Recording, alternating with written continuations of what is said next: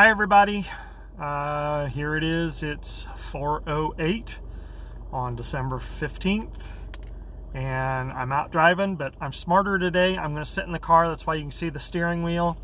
I'm working, of course, and I am in Carlisle, just because that's where I have a chance to take my lunch break. And today's one of the shorter chapters in Luke chapter 15. So let's go. By this time, a lot of men and women of doubtful reputation were hanging around Jesus, listening intently. The Pharisees and religion scholars were not pleased at all. They growled, "He takes in sinners and eats meals with them, treating them like old friends." The grumbling triggered this story. Suppose one of you had 100 sheep and lost one. Wouldn't you leave the 99 in the wilderness to go after the lost one until you found it? When found, you can be sure you would put it across your shoulders, rejoicing, and when you got home, call in your friends and neighbors saying, "Celebrate with me, I've found the lost sheep." Count on it. There's more joy in heaven over one sinner's rescued life than over 99 good people in no need of rescue. Or imagine a woman who has 10 coins and loses one. She won't light a lamp and scour the house, looking in every nook and cranny until she finds it. Won't she light a lamp and scour the house, looking through every nook and cranny until she finds it? And when she finds it, you can be sure she'll call her friends and neighbors. "Celebrate with me, I found my lost coin." Count on it. That's the kind of party God's angels throw every time one lost soul turns to God. Then he said, "There was once a man who had 2 sons. The younger said to his father, 'Father, I want right now what's coming to me.' So the father divided the property between them. It wasn't long before the younger son packed his bags and left for a distant country. There, undisciplined and dissipated, he wasted everything he had. After he had gone through all his money, there was a bad famine all through the country, and he began to hurt. He signed on with a citizen there who assigned him to his fields to slop the pigs. He was so hungry he could have eaten the corn cobs and the pig slop, but no one would give him any. That brought him to his senses. He said, 'All those farmhands working for my father sit down to 3 meals a day, and here I am starving to death. I'm going back to my father. I'll say to him, "Father, I've sinned against God. I've sinned before you.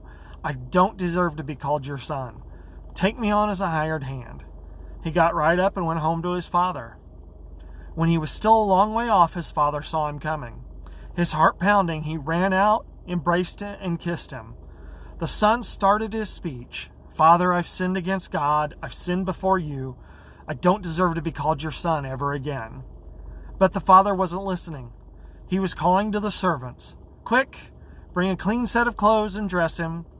Put the family ring on his finger, sandals on his feet, then get a grain-fed heifer and roast it. We're going to feast. We're going to have a wonderful time. My son is here, given up for dead and now alive, given up for lost and now found." And they began to have a wonderful time.